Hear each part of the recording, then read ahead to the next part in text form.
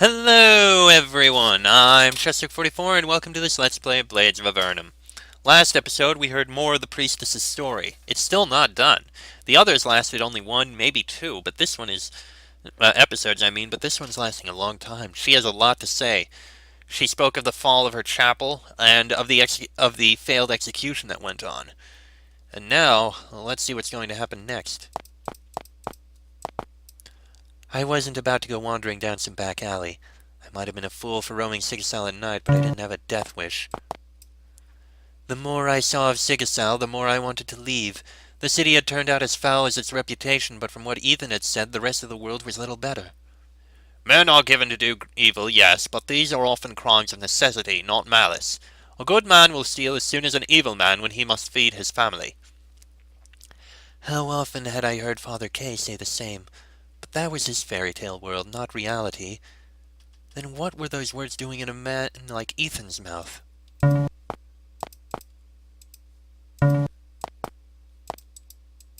Warehouse E. He took in a criminal, and even when Sly brought grave danger down on the chapel, he died protecting him. Why? I gave my life to serve these people long ago. I would gladly give it again. These people? Certainly he had given his life to serve the desperate victims that came to the chapel. But why would he include a man like Sly? Why would he give his life for a man like that? Warehouse 3C. It is in man's nature to turn to evil, and as long as there are circumstances to drive him to it, man will continue to do so. Minister to the criminal as you would any other victim. Had Father Kay been right all along? And if he was, then why should his work die with him? Why should it all end for nothing? He always thought that others would follow suit when they saw what good the order did. An example to follow, that's what he was.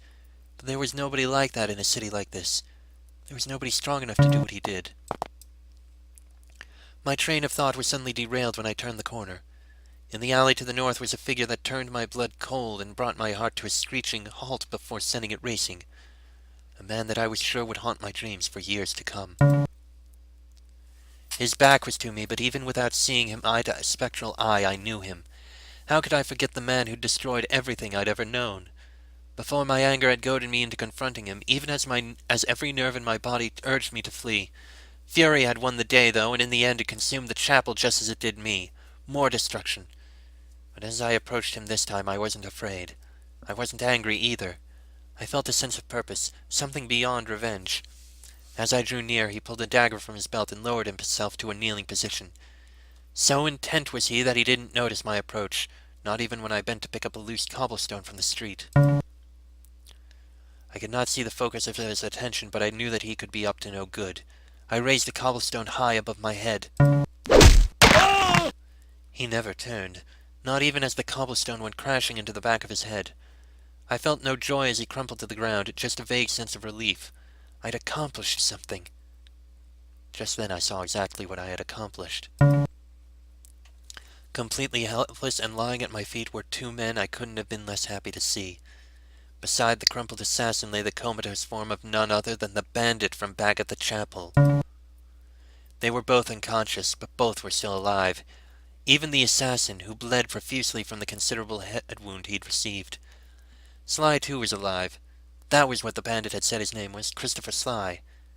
I'd saved Christopher Sly yet again. It felt a lot better this time around. I left him there, and surprisingly it didn't pain me to do it. He was at my mercy, and I gave it to him. It was what Father Kay would have wanted. So I left the assassin in the dirt there. I didn't call the guards, though I certainly could have let them finish him for me. I just left him in that alley, and hopefully that is the last I'll see of him. That part of my life is done. As for Sly, well, a lot had gone into preserving that life, and it had become clear that he couldn't hang on to it on his own. So I took him with me. I'm not one for turning my back on one in need. I see. And here we are. She looks down at the man lying in the cart beside her. He didn't stir the whole trip over here. No sign of physical trauma, but he's out cold and my attempts to revive him have failed. Whatever it is that happened to him may well be beyond my power to heal. Time and rest might be all he needs. I'll stay here as long as it takes for him to recover. And not a moment longer. There are some things I need to see to. Yes, there's a lot that must be done, and not enough lifetimes to do them. Thank you for talking to me. And thank you for listening. Good night, singer. Good night, Adriana. And so we return to the bar. So Sly is still here. I didn't even see him. But that figure is there. Sly, the figure, he's in the back of the cart. But because he's black and because of the design of the cart, you can barely even see him.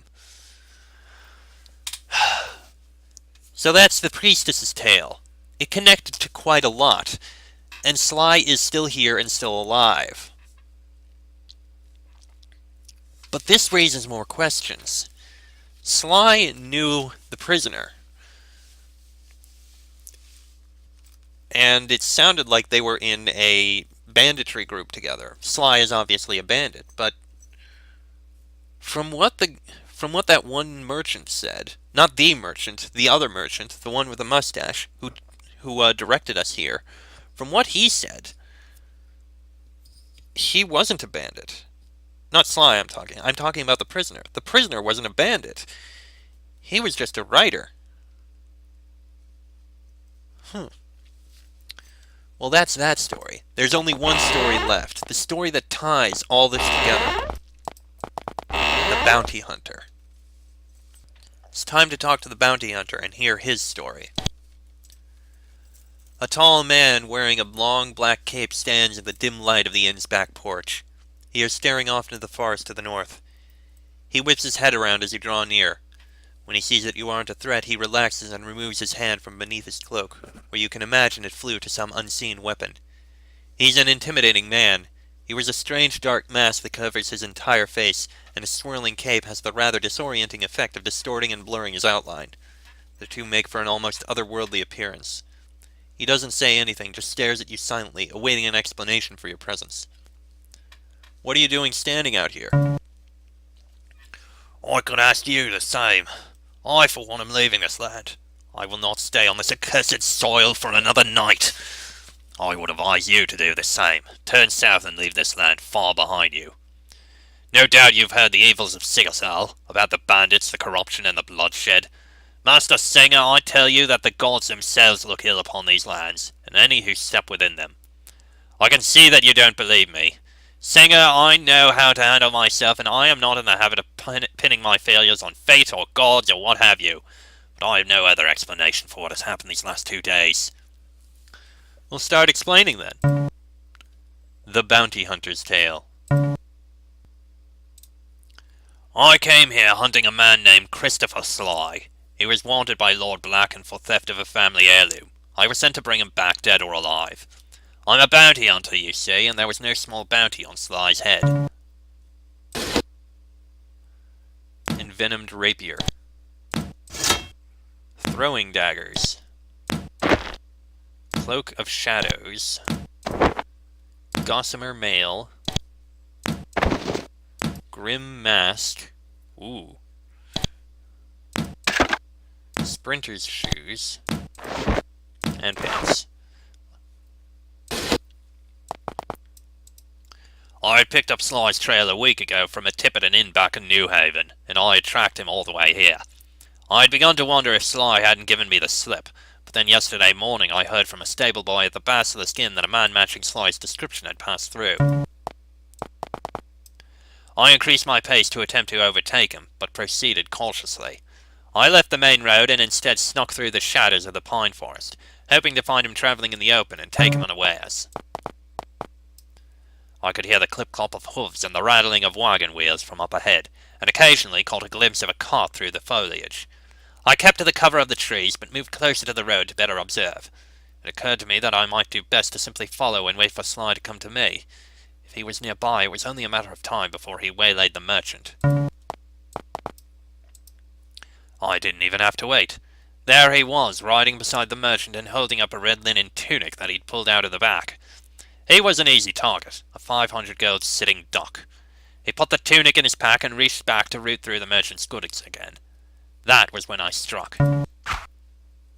My dagger struck him in the arm, knocking him from the cart. If I'd wanted to kill him, I could have hit him in the neck and ended it right there. In retrospect, I should have. But Blacken preferred that Sly be taken alive, in the hope that he'd reveal where the stolen heirloom was. In all likelihood, he had pawned it the second he got it, but it was worth a shot to try to recover it. Fear dust. I hurled a handful of it at the merchant, then quickly stepped back. Fear dust alters the mind, causing paralyzing fear. If the wind shifts, though, it can wind up blowing right back in your face. The dust works rapidly once inhaled. The cart horse, spooked by both the bloodshed and the dust, reared up and knocked over the cart. I waited a few seconds while the dust settled, then moved forward to see what had happened to Sly. Hopefully the cart hadn't fallen on him. And it hadn't. He had already gotten to his feet and had drawn his sword. His other arm hung useless at his side. Sly pointed at me as I approached, as if to warn me away. Strangely, though, he was smiling. "And a good morning to you, sir. Interesting way of introducing yourself you have there. You are under arrest by the order of Lord Blacken. Put down your weapon." "Ah, Lord Blacken is missing his pearls, is he? I was wondering how long it had taken to send someone looking for them. Good job finding me, by the way. But I don't think I like the sound of going back with you to rot in some dungeon. As a matter of fact, I don't like the sound of that at all. I think I'll hang on to my blade, thank you much." "Then your life is forfeit." He gave a half-bow that was little more than a nod, accompanied by a sweeping gesture with his sword arm. Your move, Master Bounty Hunter."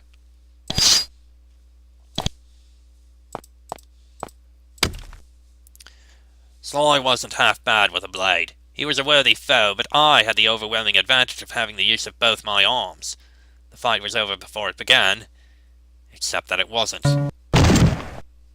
He had fallen back to try to catch his breath, but I pushed my advantage. As I drew within striking range, though, a blinding explosion suddenly went off. I stumbled backwards, stunned. It took me a second to realize what it was. It was a flashbang, a simple explosive that was all bark and no bite. I cursed myself for being caught off guard by such a basic maneuver. When my vision finally cleared, Sly was nowhere to be seen. It didn't matter. Wherever he had headed, it wouldn't get far. That dagger had been poisoned. Before the end of the night, he'd been praying for me to find him and deliver the antidote, and haul him back to Lord Blacken. A groan from the nearby merchant interrupted my thoughts. The fear dust had completely incapacitated him. It's a shame when civilians get in the way. This fellow would be all right by the end of the night, so long as nobody else got to him while he was laying there. He was out a horse and a wagon axle, but I could hardly hope that. What the hell? I turned just in time to see a warrior charging from the forest to the south. He had his sword raised high over his head and looked like he was ready to cleave me clean in half. He was a big fellow and wearing heavy plate armor. He wasn't a bandit, he was too well fed for that. But hell if I knew who he was. He was charging me. That was enough information for the moment.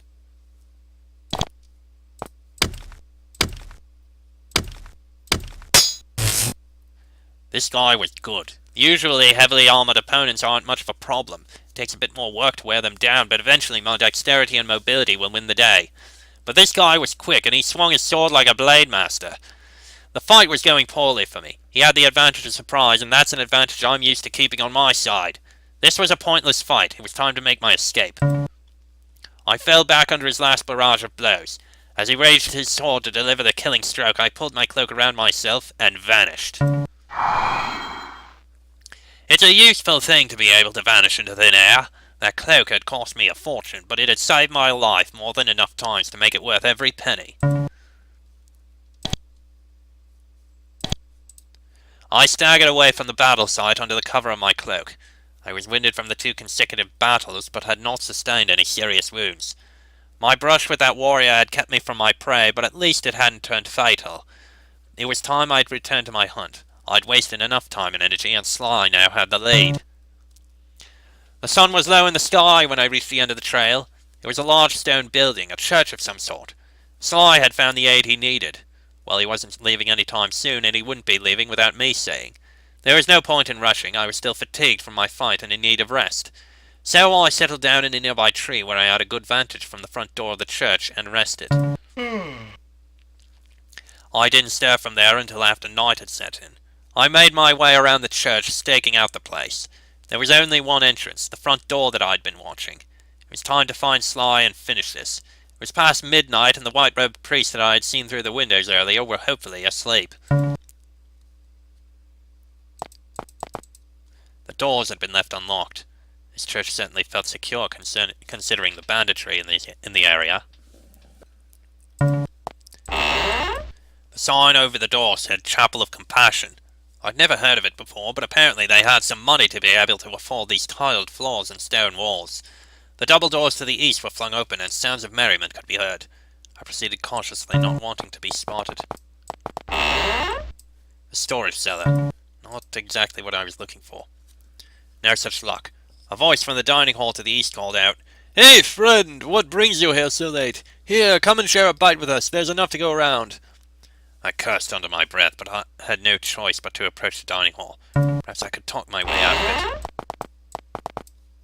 These doors were locked.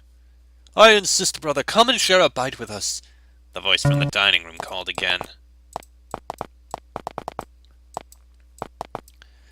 A group of 5 priests sat around the table, laughing and chatting along with 2 other peasants. I approached cautiously, trying to think of a way out of this. "Take a seat, brother," the man at the head of the table urged me. "There is enough for all here. If you are seeking shelter, you have found the right place." "I'm looking for a man named Christopher Sly.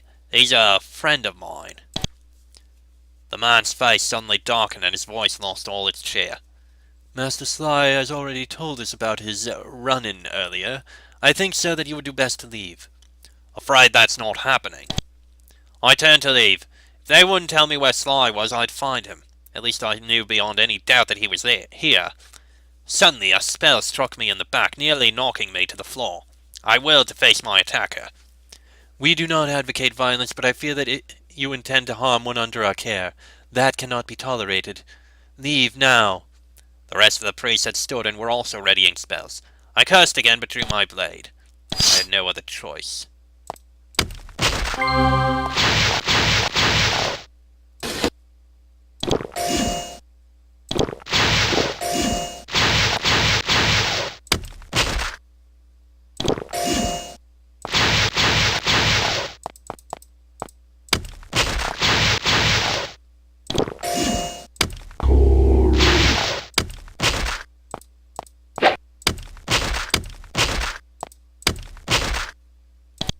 The last priest fell to the floor. I had tried not to kill them, but when it's 7-on-1, it's hard to remain too concerned about not inflicting a mortal blow. They were pretty bad off, but not yet dead. I took solace in that, then turned away to continue my search for Sly. Well, a healing potion at least is useful.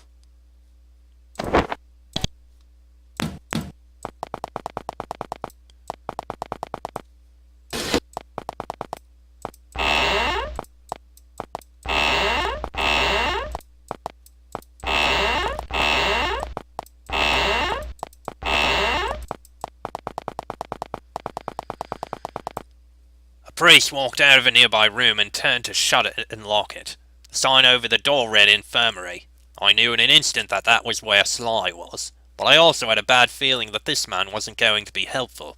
He was an elderly man and wore multicolored robes and a red stole. He must have been some kind of high priest.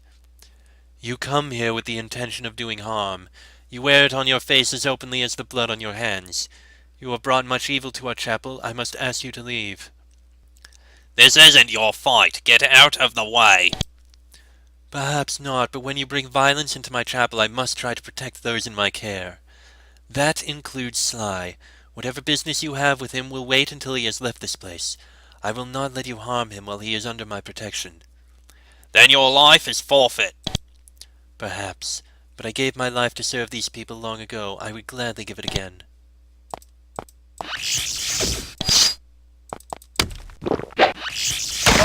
Okay, hold on, I'll be right back. Alright, made it back to where I was.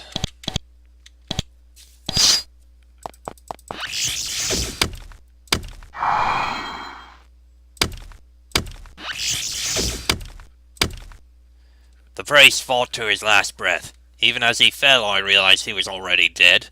I knelt to take the key that he'd used to lock the door from his belt.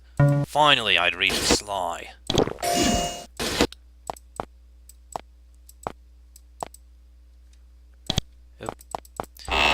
Didn't realize I was still in combat.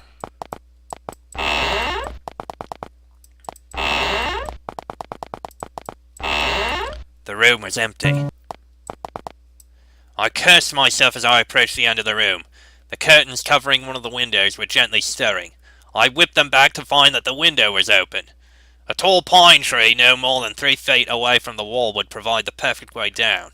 The sheets on the bed beneath the window were rumpled and looked like they'd just been slept on. Sly had been here, but he slipped away again. A young woman crouched beside the body of the fallen priest. She was crying quietly and cradled his head in her lap. I walked past without halting. I heard the sound of running footsteps from behind. I turned just in time to see a white-robed woman leaping down the last set of stairs. It was the priestess from upstairs. As she hit the ground, she snatched a torch from the sconce on the nearby wall and brandished it as she advanced on me. She had a wild look in her eyes, and her face was stained with tears. You have taken everything from me. Why? Why did you do this? Why could you not leave us in peace? What did Father K ever do to anyone?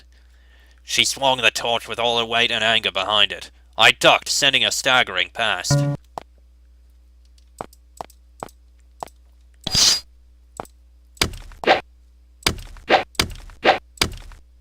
The priestess lay on the ground, exhausted but not wounded. She was a pretty thing. It had pained me to harm her, but I had kept from wounding her severely. She sobbed silently, but was now too weak to stand, let alone take out her anger on me. Her torch-turned club had rolled from her hand. Its flame was creeping up the tapestry that hung above it, and was rapidly spreading up the wooden rafters. "I hate you! I hate you both!" she gasped. The smoke was growing thick. The chapel was about to go up like a matchbook. It was time for me to leave. The trail had gone cold. I could find no trace of Sly and didn't have the slightest idea what way he was now headed. I decided to head towards Sigersal. That was clearly where Sly had been headed originally. Hopefully he had continued in that direction. When I reached the grey road, I turned to look back. The church was blazing high into the night sky now. The fire would soon completely consume it. It was a pity that those priests had to get involved in this mess. You know, bounty hunting isn't just about greed and cold-blooded killing. I've brought many an evil man back for justice. I've done some righteous things. When things like this happen, it's hard to see the good in my profession. Sly ripped off some lord, big deal. But Blacken's pride couldn't take it, so now the Church of Compassion was burning to the ground. But as long as men like Blacken value their pride more than the lives of others, I'll be willing to take their coin. Let what happens as a result weigh on their consciences. I travelled through what little was left of the night and into the morning before reaching Sigersal. There was a long line at the gate, some fuss about an escaped prisoner. It wasn't of concern to me. I'd pass through easily enough. There was a long line of carts waiting to get through the gate. Suddenly my eyes caught on something on the seat of one of the carts that made me come to a halt. It was a red tunic. I wasn't sure why it made me pause, but then it hit me. It was the tunic that Sly had been holding when I first saw him. I excitedly approached the cart's owner to question him. The man was busy tending to his horse, but when I approached, he interrupted his work to greet me. "Hello there, the name's Miller. You need something?" "Have you seen a man named Christopher Sly?" "Sly? Why, yes, I saw him about 2 hours back. He hitched a ride on my cart. Seemed like a good fellow, real talkative when he was awake at least. Why, is he a friend of yours?" Kind of. Do you know which way he headed?" No, I don't. He took his leave of me before we reached the gates. Sorry I couldn't be of more help, so good luck finding him." He turned back to his horse. So Sly was in Sigersal. At least I'd chosen the right direction. Fate was good to me at least in this. But Sigersal is a large city. Finding a thief in a den of thieves, it wouldn't be fun, but it's what I do. A surly-looking guard with a clipboard stood at the gate. He looked me up and down, then drawled, "Name and reason for visiting Sigersal?" "I'm here to shop." "Yeah, whatever. Have a nice day and all that." Alright, let's continue on.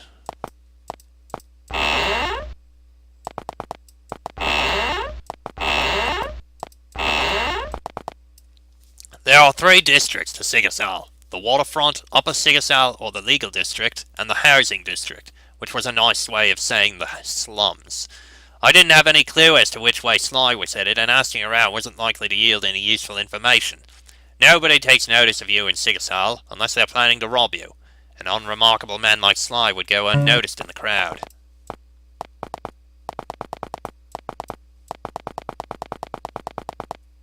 The housing district was a possibility. There are plenty of shady dens there that Sly might frequent. Still, my instincts told me that it wasn't the right direction, and I've been in the business long enough to know to trust my instincts. I didn't have a good feeling about the legal district. A man like Sly would avoid it like the plague. On a hunch, I headed towards the waterfront. If Sly still had the heirloom in his possession, the thriving black market of the waterfront would give him plenty of opportunities to get rid of it. And if he didn't, there were still plenty of vices in the waterfront that would appeal to a thief. I know his kind, it's my job. I wandered the twisting streets of the waterfront aimlessly, hoping to somehow find a lead on Sly. Occasionally I'd stop a street vendor and ask if he'd seen a man matching Sly's description. Usually I just got spat at for my efforts. My chances of finding Sly were slim, but if it were easy, us bounty hunters wouldn't get paid like we do. And I'm going to end this episode here. We're close to the end of the bounty hunter story, I think, but we're seeing how it's all connected, and we see how Sly is involved in all this. It seems like Sly is definitely the one recurring theme throughout all this, and caused all the problems with everyone here. Sly is the reason that the merchant was attacked and ended up late. Sly is the reason the Chapel of Compassion burned down, sending the knight on a rampage of revenge and the priestess into depression. Sly